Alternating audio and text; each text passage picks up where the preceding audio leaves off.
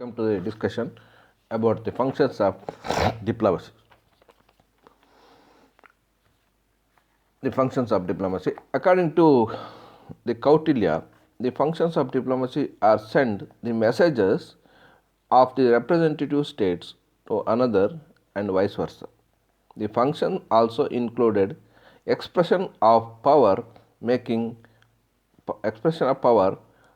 friends, creating divisions among enemy states. Proper implementation of the treaties. ರಾಜತಂತ್ರದ ಕೆಲಸಗಳ ಬಗ್ಗೆ ನಾವೀಗ ಚರ್ಚೆಯನ್ನು ಮಾಡೋದಾದರೆ, ಕೌಟಿಲ್ಯನ ಪ್ರಕಾರ ರಾಷ್ಟ್ರಗಳು ಪರಸ್ಪರ ಸಂದೇಶಗಳ ವಿನಿಮಯ ಮಾಡಿಕೊಳ್ಳುವುದು ರಾಜತಂತ್ರದ ಕೆಲಸ. ಅದರಲ್ಲಿ ಅಧಿಕಾರದ ಅಭಿವ್ಯಕ್ತಿ, ಮಿತ್ರರನ್ನು ಸಂಪಾದಿಸುವುದು, ಶತ್ರುಗಳ ರಾಷ್ಟ್ರಗಳನ್ನು ಒಡೆಯುವುದು, ಒಪ್ಪಂದಗಳ ಸೂಕ್ತ ಅನುಷ್ಠಾನ ಮುಂತಾದವು ಕೂಡ ಸೇರಿದೆ ಎಂಬುದನ್ನು ನಾವಿಲ್ಲಿ ಗಮನಿಸಬಹುದು. The functions of diplomacy may be broadly classified into the following heads.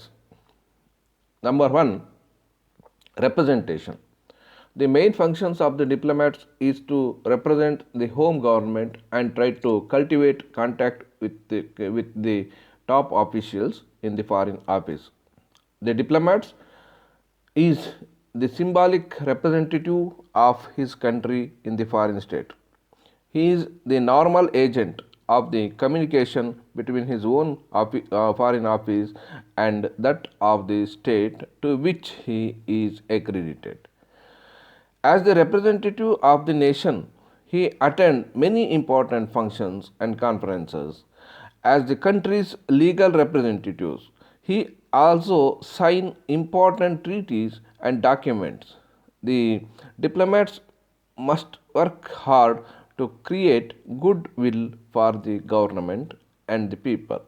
The diplomat has to enhance the prestige and dignity of his home government, the people in the eyes of the foreign government and the people. The diplomat should not resort to any activity which is harmful to the honor of his own country.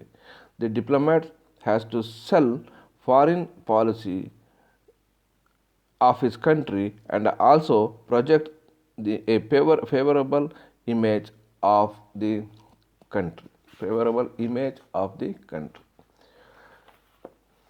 ರಾಜತಾಂತ್ರಿಕ ಕಾರ್ಯಗಳಲ್ಲಿ ಸ್ಥೂಲವಾಗಿ ಈ ಕೆಳಗಿನಂತೆ ವರ್ಗೀಕರಿಸಬಹುದು. ಒಂದನೇದಾಗಿ ಪ್ರಾತಿನಿಧ್ಯ ಅಂದರೆ representation. ಯಾವುದೇ ರಾಜತಾಂತ್ರಿಕ ಪ್ರಮುಖ ಕೆಲಸ ತನ್ನ ಸರ್ಕಾರವನ್ನು ಪ್ರತಿನಿಧಿಸುವುದು ಹಾಗೂ ವಿದೇಶಾಂಗ ಕಚೇರಿಯ ಉನ್ನತ ಅಧಿಕಾರಿಗಳೊಂದಿಗೆ ನಿಕಟ ಸಂಪರ್ಕವನ್ನು ಇರಿಸಿಕೊಳ್ಳುವುದು.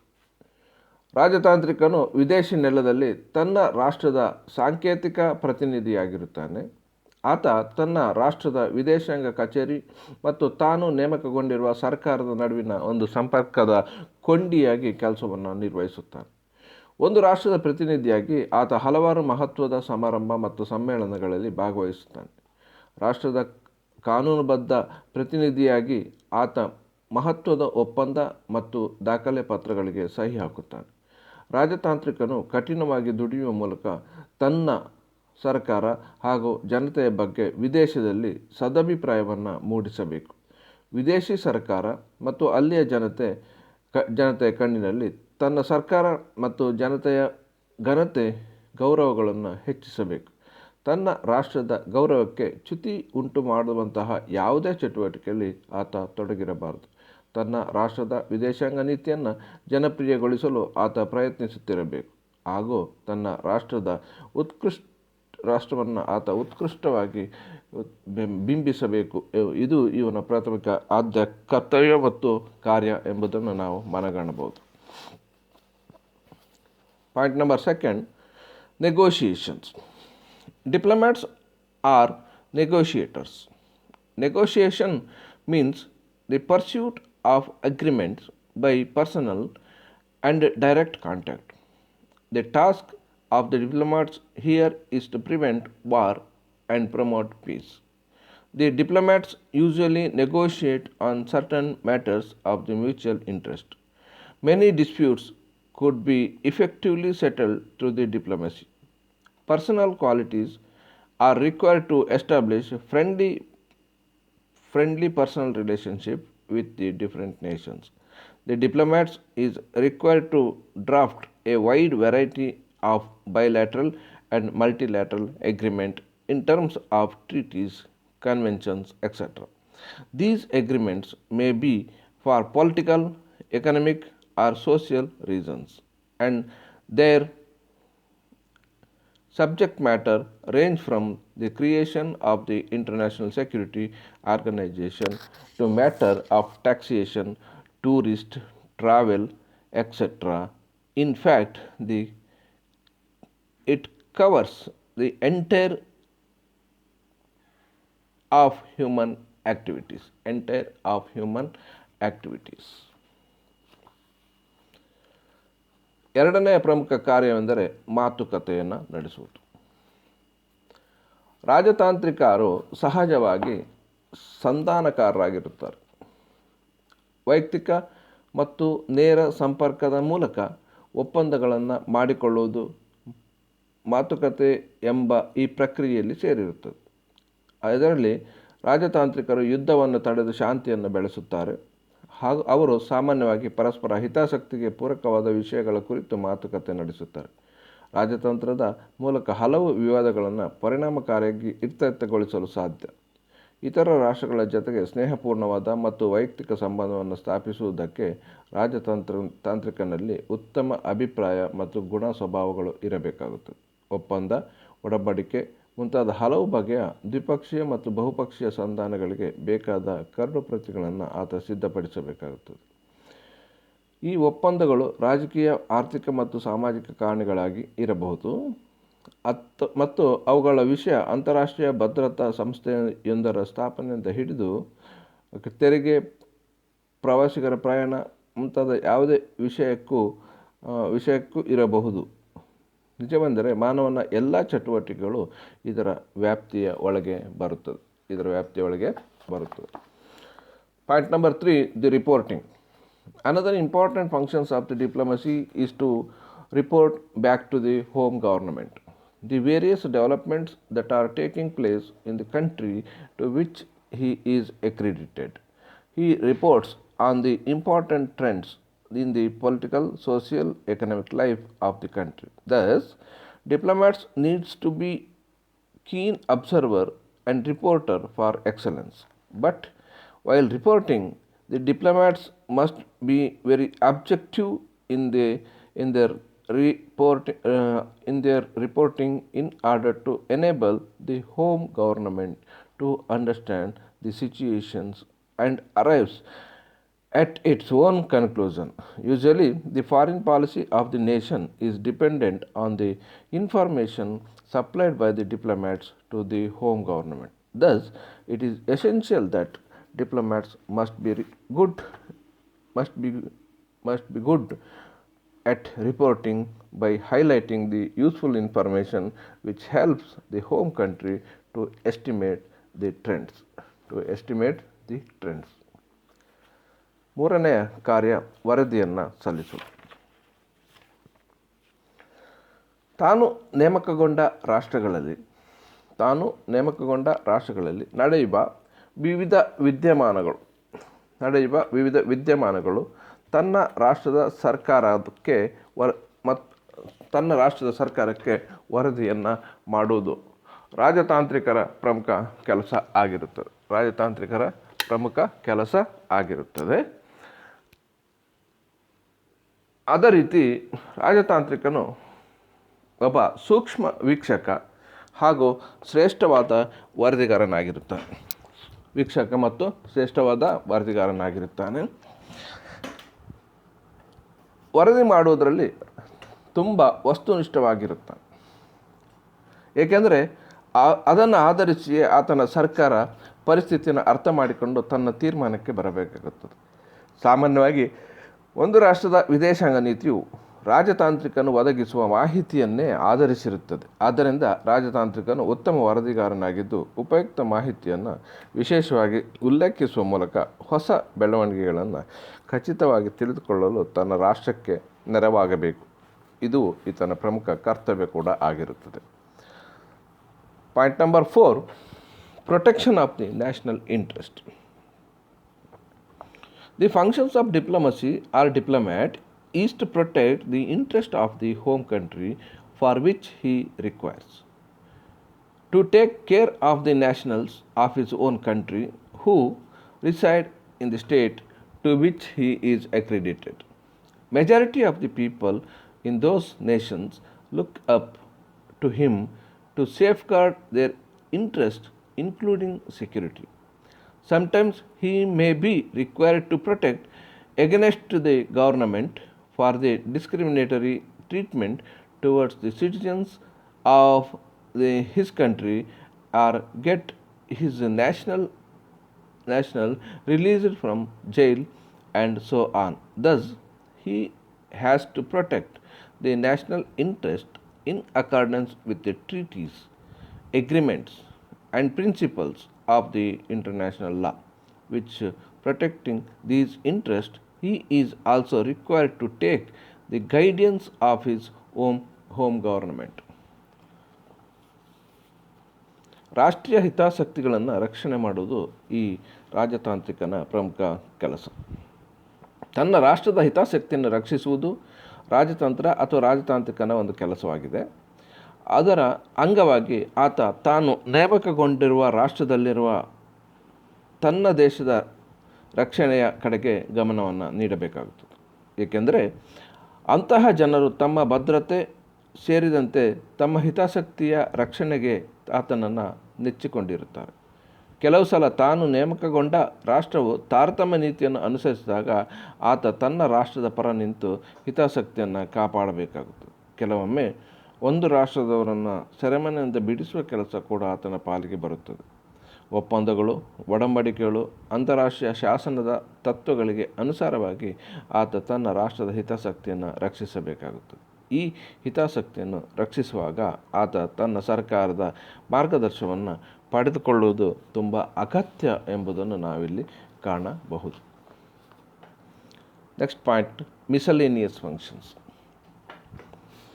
Apart from the above functions, the diplomat's representative may also have to discharge other functions like registering marriages, births, deaths of the subject of his own country state, issues passports, and so on. He may be assigned the propaganda programs, economic programs, or supervisory functions. It is the diplomats who has to interpret the policies of his home state, dealing with the foreign office, extradition, and so on. Thus, diplomats perform multifarious functions which are indispensable functions in the conduct of foreign relations. ಇತರ ಸಣ್ಣ ಪುಟ್ಟ ಕೆಲಸ ಅಥವಾ ಇತರೆ ಕಾರ್ಯಗಳು. ಮೇಲಿನ ಕೆಲಸಗಳಲ್ಲದೆ ರಾಜತಾಂತ್ರಿಕನು ಪ್ರತಿನಿಧಿಯು ತನ್ನ ರಾಷ್ಟ್ರಕ್ಕೆ ಸೇರಿದವರ ಮದುವೆ, ಜನನ, ಮರಣ, ನೋಂದಣಿ ಮಾಡುವುದು, ಪಾಸ್ಪೋರ್ಟ್ ನೀಡುವುದು ಮುಂತಾದ ಕೆಲಸಗಳನ್ನು ಕೂಡ ನಿರ್ವಹಿಸಬೇಕಾಗುತ್ತದೆ. ಪ್ರಚಾರ, ಆಂದೋಲನಗಳು, ಆರ್ಥಿಕ ಕಾರ್ಯಕ್ರಮಗಳು ಅಥವಾ ಮೇಲುಸ್ತುವಾರಿ ಕೆಲಸಗಳನ್ನು ಕೂಡ ಆತನಿಗೆ ನೀಡಬಹುದು. ವಿದೇಶಾಂಗ ಕಚೇರಿ, ಗಡೀಪಾರು ಮುಂತಾದ ವಿಷಯಗಳಿಗೆ ಸಂಬಂಧಿಸಿ ತನ್ನ ರಾಷ್ಟ್ರದ ನೀತಿಯನ್ನು ಆತನೇ ವ್ಯಾಖ್ಯಾನಿಸಬೇಕಾಗುತ್ತದೆ. ಒಟ್ಟಿನಲ್ಲಿ ರಾಜತಾಂತ್ರಿಕನು ವಿದೇಶಾಂಗ ಸಂಬಂಧದ ನಿರ್ವಹಣೆಯಲ್ಲಿ ಅನಿವಾರ್ಯವೆನಿಸುವ ಬಹಳಷ್ಟು ಕಾರ್ಯಗಳನ್ನು ಮಾಡುತ್ತಾ ಇರುತ್ತಾನೆ. ಇದಿಷ್ಟು ಈ ರಾಜತಾಂತ್ರಿಕರ ಸಂಬಂಧಪಟ್ಟಂತಹ ಕಾರ್ಯಗಳು.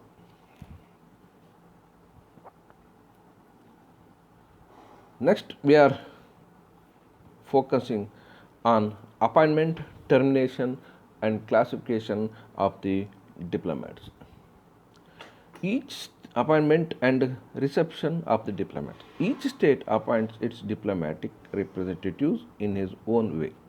Generally, they are appointed by the heads of the state.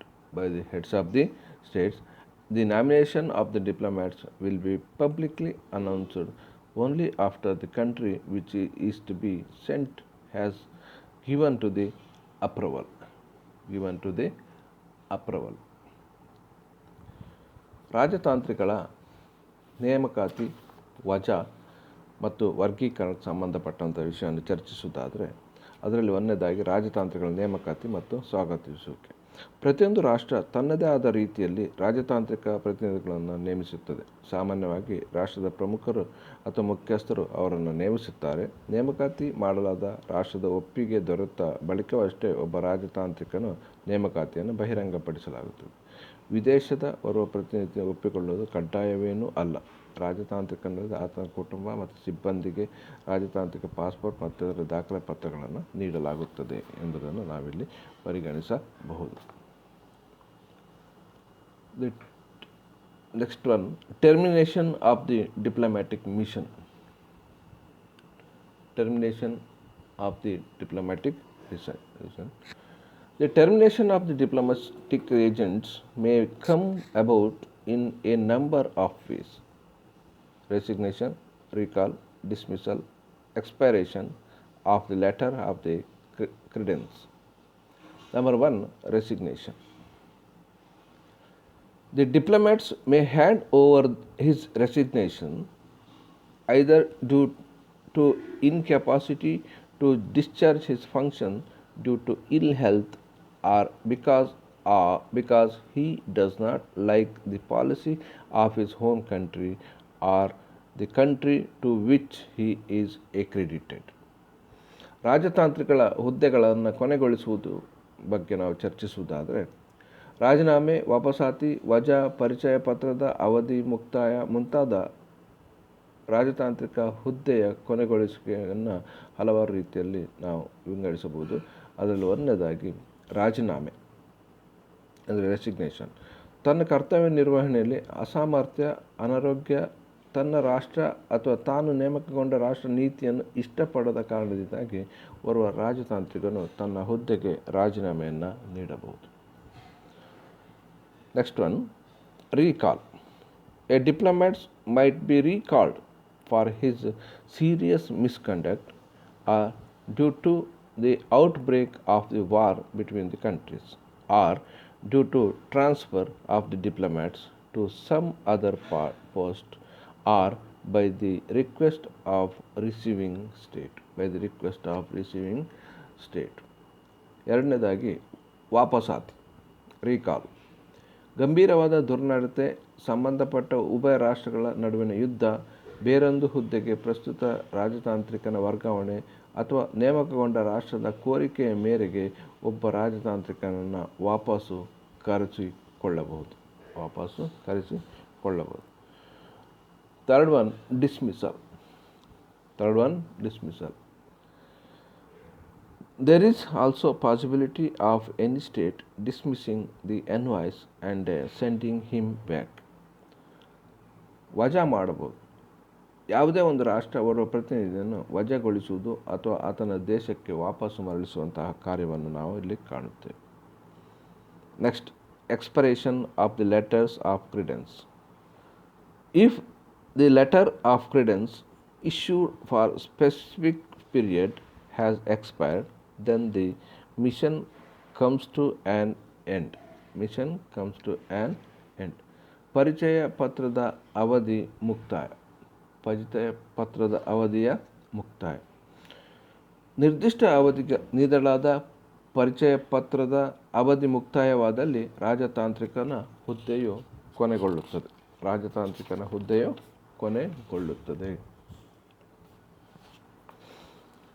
Next we are moving to the discussion of the classification of the diplomats. Diplomats are classified under two main groups. They are diplomatic officers, B. Consular officers. Diplomatic officers perform the functions of representation and negotiation, whereas the consular officers are concerned with the protection of nationals and their interest and their interest.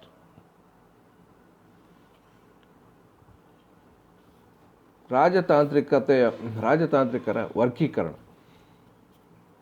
ಎರಡು ಪ್ರಮುಖ ಗುಂಪುಗಳಾಗಿ ರಾಜತಾಂತ್ರಿಕಗಳನ್ನು ವರ್ಗೀಕರಿಸಲಾಗುತ್ತದೆ.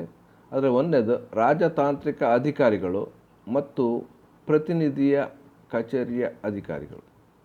ರಾಜತಾಂತ್ರಿಕ ಅಧಿಕಾರಿಗಳು ಪ್ರಾತಿನಿಧ್ಯ ಮತ್ತು ಮಾತುಕತೆಗೆ ಸಂಬಂಧಿಸಿದ ಕೆಲಸವನ್ನು ನಿರ್ವಹಿಸಿದರೆ, ಪ್ರತಿನಿಧಿ ಕಚೇರಿಯ ಅಧಿಕಾರಿಗಳು ತಮ್ಮ ರಾಷ್ಟ್ರದವರ ಮತ್ತು ಅವರ ಹಿತಾಸಕ್ತಿಗಳನ್ನು ರಕ್ಷಿಸುವಲ್ಲಿ ನಿರತರಾಗಿರುತ್ತಾರೆ ಎಂಬುದು ಇಲ್ಲಿ ಪ್ರಮುಖವಾದಂಥ ಅಂಶ. The classification number 1, ambassadors. The ambassadors is the highest diplomatic officer under whom all diplomatic officers work. The ambassadors sent by the Pope of Vatican City are called papal legates or nuncios. The ambassadors enjoy a complete representative character, and therefore they are entitled to speak or act on behalf of the government.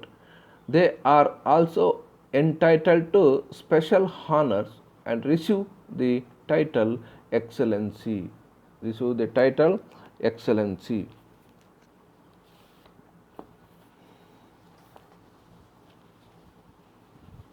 ಒಂದನೇದಾಗಿ ರಾಯಭಾರಿಗಳು ಅಥವಾ ಅದನ್ನು ambassadors ಅಂತ ಕರೀತಾರೆ. ರಾಯಭಾರಿಯು ಅತ್ಯುನ್ನತ ರಾಜತಾಂತ್ರಿಕ ಅಧಿಕಾರಿಯಾಗಿದ್ದು, ಆತನ ಕೈ ಕೆಳಗೆ ಎಲ್ಲ ರಾಜತಾಂತ್ರಿಕ ಅಧಿಕಾರಿಗಳು ದುಡಿಯುತ್ತಿರುತ್ತಾರೆ. ವೆಟಿಕನ್ ನಗರದ ಪೋಪರು ಕಳಿಸಿದ ರಾಯಭಾರಿಗಳನ್ನು ಪೋಪರ ನಿಯೋಗಿಗಳು ಅಥವಾ ಪಾಪಲ್ ಲಿಗೇಟ್ಸ್ ಅಥವಾ ಪ್ರತಿನಿಧಿ ಅಥವಾ ನನ್ಚಿಯಸ್ ಎಂದು ಕರೆಯುತ್ತಾರೆ. ರಾಯಭಾರಿಗಳು ಪರಿಪೂರ್ಣ ಪ್ರಾತಿನಿಧ್ಯ ಲಕ್ಷಣಗಳನ್ನು ಹೊಂದಿದ್ದು, ತಮ್ಮ ಸರ್ಕಾರಗಳ ಪರವಾಗಿ ಮಾತನಾಡುವ ಅಥವಾ ಕಾರ್ಯನಿರ್ವಹಿಸುವ ಅರ್ಹತೆಯನ್ನು ಇವರು ಪಡೆದಿರುತ್ತಾರೆ. ಇವರು ವಿಶೇಷ ಗೌರವಕ್ಕೆ ಪಾತ್ರರಾಗಿರುತ್ತಾರೆ ಮತ್ತು ಇವರನ್ನು ಎಕ್ಸಲೆನ್ಸಿ ಎಂಬ ಬಿರುದಿಗೂ ಕೂಡ ಇವರು ಭಾಜನರಾಗಿರುತ್ತಾರೆ ಎಂಬುದು ಮುಖ್ಯವಾದಂಥ ಅಂಶ. Second one, ministers plenipotentiary. The powers of these officers are fixed to the extent to the work assigned to them. The ministers and the envoys extraordinary belongs to the second level of the diplomatic agents. ಸಂಪೂರ್ಣ ಅಧಿಕಾರದ ಸಚಿವರು. ಈ ಅಧಿಕಾರಿಗಳ ಅಧಿಕಾರವು ಅವರಿಗೆ ವಹಿಸಿದ ಕೆಲಸದ ವ್ಯಾಪ್ತಿಗೆ ಸೀಮಿತವಾಗಿರುತ್ತದೆ. ಈ ಸಚಿವರು ಮತ್ತು ವಿಶೇಷ ಪ್ರತಿನಿಧಿಗಳು ರಾಜತಾಂತ್ರಿಕ ಅಧಿಕಾರಿಗಳು ಎರಡನೇ ಹಂತಕ್ಕೆ ಸೇರಿರುತ್ತಾರೆ. Third one, ministers in resident. The ministers comes under the third level and enjoy the less honor and rank below the ministers plenipotentiary. ಸ್ಥಾನೀಯ ಸಚಿವರು. ಈ ಸಚಿವರು ಮೂರನೇ ಹಂತಕ್ಕೆ ಸೇರಿದ್ದು, ಅವರ ಸ್ಥಾನಮಾನ ಪೂರ್ಣಾವಧಿ ಸಚಿವರ ನಂತರದ್ದು ಆಗಿರುತ್ತದೆ. Point number 4, charge the affairs. These belongs to the fourth level of the officers who differ from other three classes in many respects. These are officers who are accredited from the foreign office to another, whereas the other three classes mentioned above are accredited from the heads of the state to the another heads of the state. ವ್ಯವಹಾರದ ಉಸ್ತುವಾರಿ. ಇವರು ನಾಲ್ಕನೇ ಹಂತ ಅಧಿಕಾರಿಗಳಿದ್ದು, ಹಲವು ರೀತಿಯಲ್ಲಿ ಇವರು ಮೂರು ವರ್ಗಗಳಿಗಿಂತ ಭಿನ್ನವಾಗಿರುತ್ತಾರೆ. ಈವರೆಗೆ ಮೂರು ವರ್ಗದ ಅಧಿಕಾರಿಗಳ ನೇಮಕವನ್ನು ಒಂದು ರಾಷ್ಟ್ರದ ಮುಖ್ಯಸ್ಥರು ಇನ್ನೊಂದು ರಾಷ್ಟ್ರದ ಮುಖ್ಯಸ್ಥರಿಗೆ ತಿಳಿಸಿದರೆ, ಡಿಚಾರ್ಜ್ ಅಫೇರ್ಸ್ಗಳನ್ನು ವಿದೇಶಾಂಗ ಕಚೇರಿಯು ನೇಮಿಸುತ್ತದೆ ಎಂಬುದು ಮುಖ್ಯವಾದಂಥ ಅಂಶ. Number 5, attaches. Most of the embassies have these which may be for military, navy or air attaches. They are career officers, specialists and experts in the field like trade, commerce, agriculture, cultural affairs, etc. These career diplomats are given special training. ಪರಿವಾರ ಸಿಬ್ಬಂದಿ ಹೆಚ್ಚಿನ ರಾಯಭಾರಿ ಕಚೇರಿಗಳಲ್ಲಿ ಈ ಅಧಿಕಾರಿಗಳಿದ್ದು ಅವರು ಭೂಸೇನೆ, ನೌಕಾಪಡೆ, ವಾಯುಪಡೆಗೆ ಸಂಬಂಧಿಸಿದವರು ಆಗುತ್ತಾರೆ. ಅವರು ವ್ಯಾಪಾರ, ವಾಣಿಜ್ಯ, ಕೃಷಿ, ಸಾಂಸ್ಕೃತಿಕ ವ್ಯವಹಾರ ಮುಂತಾದ ಕ್ಷೇತ್ರಗಳಿಗೆ ಸಂಬಂಧಿಸಿದ ವೃತ್ತಿಪರ ಅಧಿಕಾರಿಗಳಾಗಿರ್ತಾರೆ. ವಿಶೇಷಜ್ಞರು ಅಥವಾ ತಜ್ಞರೂ ಆಗಿರಬಹುದು. ಈ ವೃತ್ತಿಪರ ರಾಜತಾಂತ್ರಿಕರಿಗೆ ವಿಶೇಷ ತರಬೇತಿಯನ್ನು ಕೂಡ ನೀಡಲಾಗುತ್ತದೆ. Number 6, High Commissioners. In Commonwealth countries, they appoint High Commissioner who enjoy the same status and rank like the ambassadors. High Commissioners. Commonwealth ರಾಷ್ಟ್ರಗಳಲ್ಲಿ ಹೈ ಕಮಿಷನರ್ಗಳನ್ನು ನೇಮಿಸಲಾಗುತ್ತದೆ. ಅವರು ರಾಯಭಾರಿಗಳಿಗೆ ಸಮಾನವಾದ ಹುದ್ದೆ ಮತ್ತು ಸ್ಥಾನವನ್ನು ಹೊಂದಿರುತ್ತಾರೆ. Number 7, Councils. Council. These are agents of the state in the foreign nations who promote the commercial interest of their home countries. Under this, there are councils, general, councils, vice councils, and consular agent.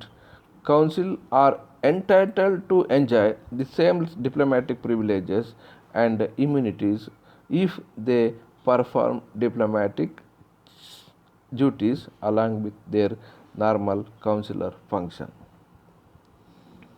ಪ್ರತಿನಿಧಿಗಳು ಇವರು ಪರರಾಷ್ಟ್ರದಲ್ಲಿ ಒಂದು ರಾಷ್ಟ್ರದ ಪ್ರತಿನಿಧಿಯಾಗಿದ್ದು ತಮ್ಮ ರಾಷ್ಟ್ರದ ವಾಣಿಜ್ಯಾತ್ಮಕ ಹಿತಾಸಕ್ತಿಗಳನ್ನು ಪೋಷಿಸುತ್ತಾರೆ. ಇದರಲ್ಲಿ ಕೌನ್ಸಿಲ್ಸ್ಗಳು, general councils, ಉಪ ಕೌನ್ಸಿಲ್ಸ್ಗಳು, council ಏಜೆಂಟ್ಗಳು ಎನ್ನುವ ವಿವಿಧ ಅಧಿಕಾರಿಗಳಿರುತ್ತಾರೆ. ತಮ್ಮ ಪ್ರತಿನಿಧಿ ಕಚೇರಿಯ ಸಾಮಾನ್ಯ ಕೆಲಸದೊಂದಿಗೆ ಇವರು ರಾಜತಾಂತ್ರಿಕ ಕರ್ತವ್ಯವನ್ನು ಕೂಡ ನಿರ್ವಹಿಸುವ ಕಾರಣ ರಾಜತಾಂತ್ರಿಕರಿಗೆ ಇರುವ ವಿಶೇಷ ಹಕ್ಕು ಮತ್ತು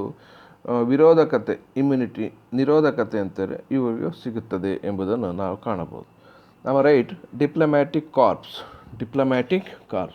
The term diplomatic corps refers to all diplomatic envoys hailing from various countries who are accredited to the particular state. ಒಂದು ರಾಷ್ಟ್ರದಲ್ಲಿರುವ ವಿವಿಧ ರಾಷ್ಟ್ರಗಳ ತಾಂತ್ರಿಕ ಪ್ರತಿನಿಧಿಗಳನ್ನು ಒಟ್ಟಾಗಿ ರಾಜತಾಂತ್ರಿಕ ದಳದವರು ಎಂದು ಕರೆಯುತ್ತಾರೆ. ಇದಿಷ್ಟು ಈ ರಾಜತಾಂತ್ರಿಕ ವ್ಯವಸ್ಥೆಯ ವರ್ಗೀಕರಣಕ್ಕೆ ಸಂಬಂಧಪಟ್ಟ ವಿಷಯ. Next we are move on to the studies about the importance of the diplomacy. The diplomacy fulfill the objectives of the foreign policy and promotion of national interest. The other reason as to why diplomacy is important due to the followings.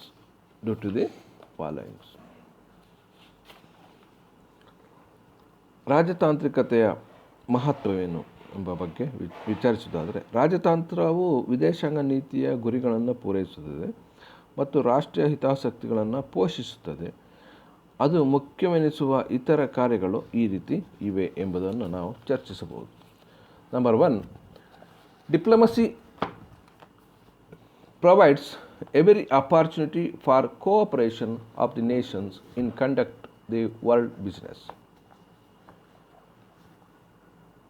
ಜಾಗತಿಕ ವ್ಯವಹಾರವನ್ನು ನಡೆಸುವಲ್ಲಿ ರಾಜತಾಂತ್ರವು ರಾಷ್ಟ್ರಗಳ ನಡುವಿನ ಸಹಕಾರಕ್ಕೆ ಎಲ್ಲ ರೀತಿಯ ಅವಕಾಶಗಳನ್ನು ಒದಗಿಸಿಕೊಡುತ್ತದೆ. Number 2, diplomacy is an extensive means of exercising power in international affairs. ಅಂತಾರಾಷ್ಟ್ರೀಯ ವ್ಯವಹಾರದಲ್ಲಿ ತಮ್ಮ ಬಲವನ್ನು ತೋರ್ಪಡಿಸಲು ಇದು ಹೆಚ್ಚಿನ ಖರ್ಚಿಲ್ಲದ ಒಂದು ಮಾರ್ಗವಾಗಿದೆ ಎಂದು ಹೇಳಬಹುದು. Number 3, diplomat assists the heads of the state and other delegations at the international conferences. ಅಂತಾರಾಷ್ಟ್ರೀಯ ಸಮಾವೇಶಗಳಲ್ಲಿ ರಾಜತಾಂತ್ರಿಕರು, ಸರ್ಕಾರಗಳ ಮುಖ್ಯಸ್ಥರುಗಳು ಹಾಗೂ ಇತರ ನಿಯೋಗಿಗಳಿಗೆ ನೆರವಾಗುತ್ತಾರೆ. Number 4, it is through diplomacy that there could a authentic source materials which could establish diplomatic relations between the nations. ರಾಜತಾಂತ್ರದ ಮೂಲಕ ವಿಶ್ವಾಸಾರ್ಹವಾದ ಮಾಹಿತಿಗಳು ದೊರಕುತ್ತದೆ ಅವುಗಳ ಮೂಲಕ ರಾಷ್ಟ್ರಗಳ ನಡುವೆ ರಾಜತಾಂತ್ರಿಕ ಸಂಬಂಧವನ್ನು ಸ್ಥಾಪಿಸಲು ಸಾಧ್ಯವಾಗುತ್ತದೆ. Number 5. Diplomats can negotiate agreement or draft resolutions and can participate in conferences, and he can even see to it that the state refuses to ratify the agreements and treaties which allows the state realize its national interest. ಒಬ್ಬ ರಾಜತಾಂತ್ರಿಕನ ಮಾತುಕತೆ ನಡೆಸಿ ಒಪ್ಪಂದಗಳನ್ನು ಮಾಡಿಸಬಹುದು ಅಥವಾ ನಿರ್ಣಯಗಳನ್ನು ಸಿದ್ಧಪಡಿಸಬಹುದು, ಸಮಾವೇಶಗಳಲ್ಲಿ ಭಾಗವಹಿಸಬಹುದು. ಮಾತ್ರವಲ್ಲ, ತನ್ನ ರಾಷ್ಟ್ರದ ಹಿತಾಸಕ್ತಿಗೆ ವಿರುದ್ಧವಾಗಿ ಒಪ್ಪಂದ ಮತ್ತು ಒಡಂಬಡಿಕೆಗಳಿಗೆ ತಾನು ಕಾರ್ಯನಿರ್ವಹಿಸುವ ರಾಷ್ಟ್ರ ಒಪ್ಪಿಗೆ ಕೊಡದಂತೆ ನೋಡಿಕೊಳ್ಳುವ ಸಾಧ್ಯತೆಗಳು ಕೂಡ ಇವೆ. Number 6. Diplomats are useful on secret missions, especially for the totalitarian states. ಈ ರಾಜತಾಂತ್ರಿಕನು ರಹಸ್ಯದ ಕೆಲಸಗಳಿಗೆ, ವಿಶೇಷವಾಗಿ ಸರ್ವಾಧಿಕಾರಿ ರಾಷ್ಟ್ರಗಳ ರಹಸ್ಯ ಕಾರ್ಯಾಚರಣೆಗೆ ತಾಂತ್ರಿಕರನ್ನು ಉಪಯೋಗಿಸುವಂತಹ ಸಾಧ್ಯತೆಗಳು ಇದೆ ಎಂಬುದನ್ನು ನಾವು ನೋಡಬಹುದು. Thus, diplomacy is one of the useful method. We come to the conclusion that the diplomacy is one of the useful method through which the states aims at the protection of its national interests, which include the preservation of the territorial integrity and sovereignty, welfare of the state. ಒಟ್ಟಿನಲ್ಲಿ ರಾಜತಾಂತ್ರದ ಒಂದು ಉಪಯುಕ್ತ ಕಾರ್ಯವಾಗಿದ್ದು, ಅದರ ಮೂಲಕ ರಾಷ್ಟ್ರವು ತನ್ನ ಹಿತಾಸಕ್ತಿ ರಕ್ಷಣೆಗಾಗಿ ಯತ್ನಿಸುತ್ತದೆ. ಪ್ರಾದೇಶಿಕ ಭದ್ರತೆ ಮತ್ತು ಸಾರ್ವಭೌಮತ್ವಗಳ ರಕ್ಷಣೆ, ಆರ್ಥಿಕ ಸಮೃದ್ಧಿ, ರಾಷ್ಟ್ರಗಳ ಕಲ್ಯಾಣ ಇದರಲ್ಲಿ ಸೇರಿರುತ್ತದೆ ಎಂಬುದನ್ನು ನಾವು ಮನಗಣಬಹುದು.